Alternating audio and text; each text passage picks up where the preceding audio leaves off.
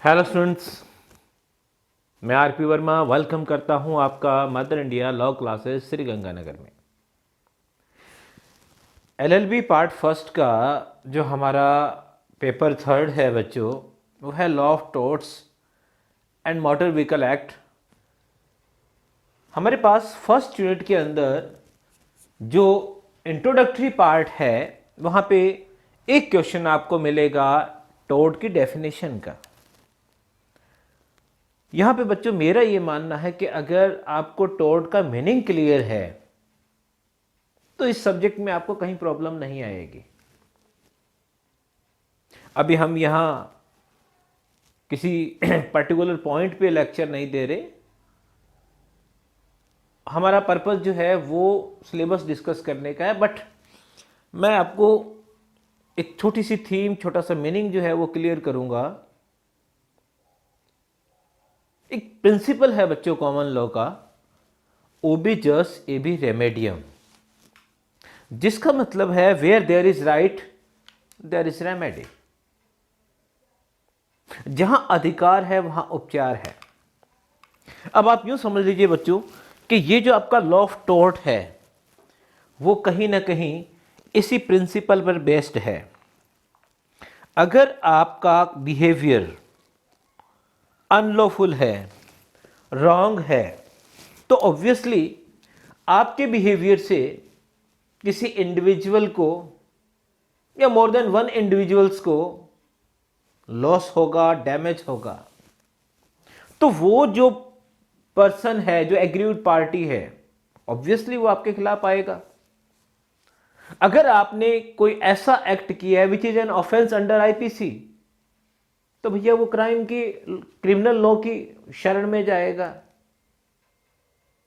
And when your act falls within the definition of breach of contract, तो भैया वो breach of contract में deal करेगा, वो कॉन्ट्रैक्ट लॉ में जाएगा। तो इसका मतलब ये हुआ बच्चों कि अगर आपका रॉन्गफुल बिहेवियर है which affects any other person, तो ऐसी सिचुएशन में उसके पास एक राइट है कि वो कोर्ट से रेमेडी क्या क्लेम करे। If there is a law, he will be provided remedy under that law. But when there is no law, कोई कानून ही नहीं है भैया हमारे पास, बट ये चीज प्रूव होगी कि उसके किसी राइट का वायलेशन जरूर हुआ है, तो बच्चों ऐसी सिचुएशन में जो डिफेंडेंट है जिसके खिलाफ वो क्लेम करेगा, उसके उस एक्ट को, एक्ट भी है और ओमिशन भी है, उस एक्ट या ओमिशन को हम एक टोर्ट मान के और जो एग्रीव्ड पार्टी है उसको रेमेडी प्रोवाइड करेंगे। तो बच्चों टोर्ट का मतलब क्या है? एक रॉन्गफुल बिहेवियर। एक लैटिन टर्म है टॉर्टम, जिससे आपका टॉर्ट वर्ड बना है। तो टोर्टम और tort means someone's wrongful behaviour. तो बच्चों काफी अच्छी कंसेप्ट है।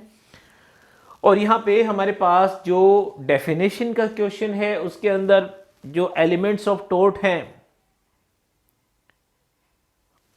जैसे एक्ट और ओमिशन है, फिर लीगल डैमेज है, फिर राइट टू स्यू है, वो जो आपके एलिमेंट्स आपने पढ़े होंगे।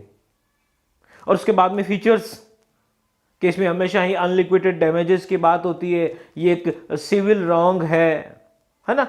तो वो सारे के सारे डेफिनेशन में। और इसमें थोड़ा सा ध्यान रखिएगा बच्चों, जो लिमिटेशन एक्ट है हमारा, उसके अंदर जो सेक्शन 2 क्लोज M है, वो डेफिनेशन आपको मेंशन करनी है। सामंड की डेफिनेशन आपको मेंशन करनी है, फ्रेजर की डेफिनेशन आपको मेंशन करनी है, और सबसे ज्यादा इंपॉर्टेंट है हमारे लिए वो है डेफिनेशन गिवन बाय वेनफील्ड। तो फर्स्ट यूनिट के अंदर डेफिनेशन का एक फुल फ्लैश क्वेश्चन आपको रेडी करना है। इसके बाद में फर्स्ट यूनिट के अंदर ही इंजूरिया सिने डेमनम और डेमनम सिने इंजूरिया भी बहुत ही हाईलाइट करके जो है वो सिलेबस में दिया हुआ है। अब वैसे देखा जाए तो बच्चों, जब हम डेफिनेशन पढ़ेंगे और उस डेफिनेशन में जब हम बात करते हैं लीगल डैमेज की, इसका मतलब ये हुआ कि सिर्फ आपको उस डैमेज के लिए कंपनसेशन दिया जाएगा, उस लॉस के लिए कंपनसेशन दिया जाएगा जहां पे आप ये प्रूव करें कि your right has been violated by another person. तो जब हम लीगल डैमेज की बात करते हैं बच्चों, तो वहां पे हमारी ये दोनों मैक्सिम्स काम आ जाती हैं, इंजूरिया सिने डेमनम, डेमनम सिने इंजूरिया। इंजूरिया सिने डमनम, इसका मतलब where there is a loss, when there is a violation of a legal right, you are eligible to pay to have compensation even though there is no loss. अगर आपकी लीगल राइट का वायलेशन हुआ है तो भले ही 1 रुपए का नुकसान ना हो, आपको कंपनसेशन मिलेगा। मैं नहीं कह रहा, इंजूरिया सिने डैमनम में लिखा हुआ है। एसबे वर्सेस बाई वाइट का केस आपने पढ़ा होगा यहाँ पे।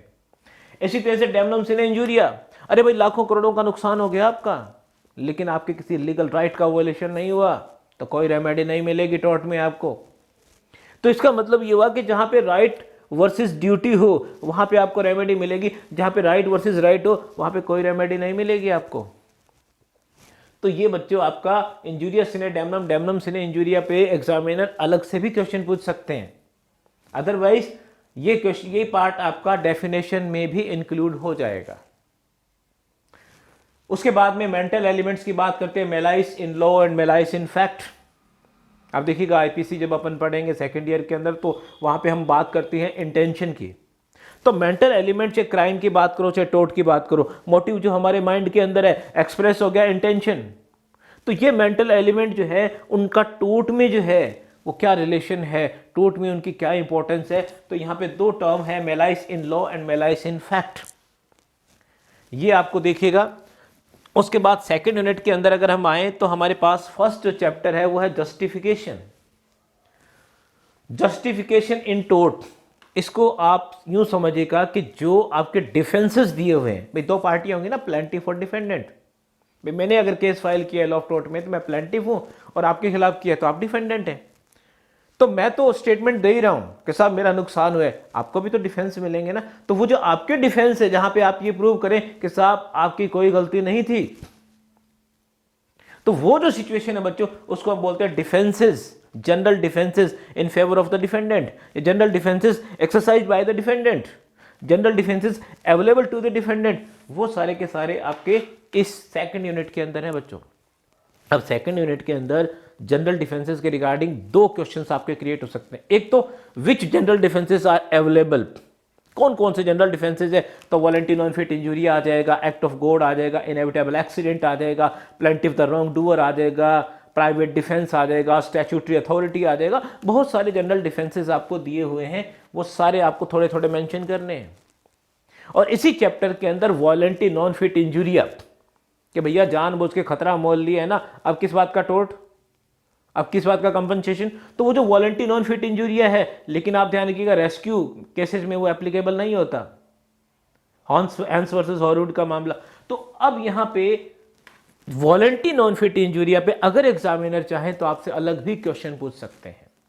फिर आप देखिएगा इसी चैप्टर के अंदर एक्सटिंक्शमेंट ऑफ लायबिलिटी। कई बार क्या होता है, कुछ ही नहीं किया हमने, हमें कुछ भी नहीं मिला, लेकिन फिर भी टोर्ट की कंसेप्ट खत्म होगी भाई। मतलब जिस पर्सन के अगेंस्ट आपने टोर्ट का केस फाइल किया है, you are eligible to get compensation, लेकिन फिर भी आपका केस, आपकी फाइल बंद हो जाती है। कैसे? देखो एक प्रिंसिपल दिया हुआ है, एक मैक्सिम दी हुई है यहां पे, एक्शियो पर्सोनलिस मॉरिटर कम पर्सोना। भाई लैटिन टर्म है, लैटिन मैक्सिम है, और इसका मतलब ये है कि आपका जो एक्शन करने का राइट है ना, वो उसी वक्त खत्म हो जाएगा जिसके खिलाफ आप राइट क्लेम कर रहे हो उसकी अगर डेथ हो जाए तो लॉ ऑफ टोर्ट के अंदर जो पर्सनल कैपेसिटी है अगर वो खत्म हो जाए तो आपका टोर्ट के अंदर कंपनसेशन लेने का राइट जो है वो भी खत्म हो जाएगा। तो यूं कह सकते हैं कि एक आदमी के मरने के साथ ही जो टोर्ट के रिगार्डिंग जो फाइल है, जो केस है, वो फाइल बंद हो जाएगी। तो ये कोई बहुत बड़ा क्वेश्चन नहीं बनता, लेकिन सेकंड यूनिट में दिया हुआ है। सेकंड यूनिट में ही वाइकेरियस लायबिलिटी, प्रतिनिधिक दायित्व। एक सर्वेंट के लिए उसका मास्टर कितना लायबल है, कहां तक लायबल है, एक एजेंट के लिए उसका प्रिंसिपल कहां तक लायबल है, एक एम्प्लॉय के लिए उसका एम्प्लॉयर कहां तक लायबल है, एक गवर्नमेंट एम्प्लॉय के लिए हमारी स्टेट, हमारी गवर्नमेंट कहां तक लायबल है, ये सब कुछ आपका वाइकेरियस लायबिलिटी में है बच्चों। तो अगर एग्जामिनर बहुत इजी वे में पूछे तो मास्टर सर्वेंट या प्रिंसिपल एजेंट की बात वो कर सकते हैं। अदरवाइज यहाँ पे गवर्नमेंट एम्प्लॉय पे जो है वो जनरली क्वेश्चन पूछ सकते हैं आपसे। फिर हमारे पास इसी सेकंड यूनिट के अंदर एब्सोल्यूट एंड स्ट्रिक्ट लायबिलिटी की कंसेप्ट आती है। स्ट्रिक्ट लायबिलिटी याद कीजिएगा, रायलैंड वर्सेस फ्लेचर का केस। तो वो रायलैंड वर्सेस फ्लेचर का केस जिसके अंदर भाई सिंपल सी बात है, आपको कुत्ता पालना है, पालिए, किसने रोका है, लेकिन भाई शेर पाल रहे हो तो क्या आपकी लायबिलिटी उतनी होगी क्या जितनी एक कुत्ते के मामले में होती है? नॉट पॉसिबल यार, नॉट पॉसिबल। इसका मतलब ये हुआ कि जितना बड़ा दाव खेलोगे, जितना बड़ा अहम रहेगा, उतना ही बड़ा आपका जो है वो लायबिलिटी का स्कोप भी रहेगा। भाई सिंपल सी बात है, आपके घर में एक छोटी सी वाटर टैंक है, छोटा सा वाटर टैंक है जो सभी की हो सकता है, उतना ही आपका, तो सबके बराबर आपकी लायबिलिटी होगी। लेकिन आपने एक बहुत बड़ा वाटर टैंक क्रिएट किया हुआ है, तो आप ये नहीं कर सकते भी मेरी लायबिलिटी भी उतनी होनी चाहिए जितनी बाकी सबकी है। अब वो चीज़ वहां से एस्केप करती है, पलायन करती है और किसी का नुकसान करती है, then you are liable strictly. फर्क सिर्फ इतना सा है कि जो ऑर्डिनरी लायबिलिटी होती है, सारे डिफेंसेस कोई भी आप एक्सरसाइज कर सकते हैं, लेकिन जब मामला स्ट्रिक्ट लायबिलिटी का हो तो भैया कुछ गिने चुने जो रायलैंड वर्सेस फ्लेचर में बताए थे, बस वही डिफेंसेस आपको मिल सकते हैं और उनके भी चांसेस बहुत कम हैं। और इंडिया में आ जाओ, श्रीराम फूड केमिकल्स का मामला, भोपाल केस कांड हुआ था 1984 के अंदर, याद कीजिए। उसके रिगार्डिंग अगर हम देखें तो यहां पे अगर आप किसी हैजार्डियस सब्सटेंस का कलेक्शन करते हैं, उसका प्रोडक्शन करते हैं और वो चीज स्केप कर जाती है और ना भी करे, अगर किसी का नुकसान होगा, यू आर 100% लायबल, कोई डिफेंस नहीं है। तो इंडिया में वही स्ट्रिक्ट लायबिलिटी आपकी एब्सोल्यूट लायबिलिटी है। तो बच्चों यहां पे एक छोटी सी प्रॉब्लम ये है कि सेकंड यूनिट जो है बहुत वाइड है, इसमें आपको जनरल डिफेंसेस का क्वेश्चन भी है, वाइकेरियस लायबिलिटी का क्वेश्चन भी है और स्ट्रिक्ट लायबिलिटी का क्वेश्चन भी है। तो फर्स्ट यूनिट के अंदर तो डेफिनेशन का क्वेश्चन अगर करके जाते हो तो हमें कुछ ज़्यादा रिस्क नहीं है, पर सेकंड यूनिट के अंदर जो है कोई भी पेपर उठा के देख लो, ऐसा नहीं हुआ कि उन्होंने डिफेंस पे कोई क्वेश्चन ना पूछा हो, और कोई भी पेपर उठा के देख लो, ऐसा भी नहीं है कि वाइकेरियस लायबिलिटी पे या आपको स्ट्रिक्ट लायबिलिटी पे क्वेश्चन ना मिले। तो क्वेश्चन तो मिलेंगे इनमें सब में से, लेकिन अगर हम एक लॉन्ग क्वेश्चन की बात करें तो मैं आपको ये कहूँगा कि आप स्ट्रिक्ट लायबिलिटी को थोड़ा सा अच्छे से पढ़ के जाएं, और अगर पेपर का स्टैंडर्ड बहुत अच्छा है तो एग्जामिनर आपको स्ट्रिक्ट लायबिलिटी पे या फिर वॉलंटरी नॉन फिट इंजूरिया पे क्वेश्चन दे सकते हैं। उसके बाद में थर्ड यूनिट के अंदर अगर हम आए बच्चों, तो थर्ड यूनिट के अंदर टॉपिक्स बहुत हैं लेकिन क्वेश्चन ज़्यादा नहीं है। एक क्वेश्चन आपका लॉन्ग बनता है, टोट्स अगेंस्ट पर्सन्स, भी मेरे अगेंस्ट, मेरी बॉडी के अगेंस्ट आप कौन कौन से टोट कर सकते हैं? डरा दिया है ना, टच कर लिया, असॉल्ट है, बैटरी है, डेफेमेशन है, मैलिशियस प्रोसिक्यूशन है, फॉल्स इंप्रिजनमेंट है, नर्वस शोक है, ये बहुत सारे ऐसे हैं जो मेरी बॉडी के अगेंस्ट हैं। लेकिन बच्चों के ध्यान से देखा जाए तो यहाँ पे जो लॉन्ग क्वेश्चन है आपका वो डेफेमेशन का ही बनता है, तो डेफेमेशन को अच्छे से करके जाएं। एग्जामिनर चाहे तो मैलिशियस प्रोसिक्यूशन या फॉल्स इंप्रिजनमेंट को भी लॉन्ग करके पूछ सकता है, लेकिन चांसेस कम है। डेफेमेशन को अच्छे से करके जाएं। और इसी में आपका टोट अगेंस्ट प्रॉपर्टी है। अगर सीधा क्वेश्चन आ जाए टोट अगेंस्ट प्रॉपर्टी तो ठीक है, अदरवाइज किसी एक सिंगल पॉइंट पे आपका लॉन्ग क्वेश्चन नहीं बनता। तो टोट अगेंस्ट प्रॉपर्टी जैसे ट्रेसपासिंग है, भाई आपके फार्म हाउस में मैं घुस गया बिना आपकी परमिशन के, डेट न्यू है, कन्वर्जन है, पासिंग ऑफ है, ये सारी शॉर्ट टर्म्स हैं।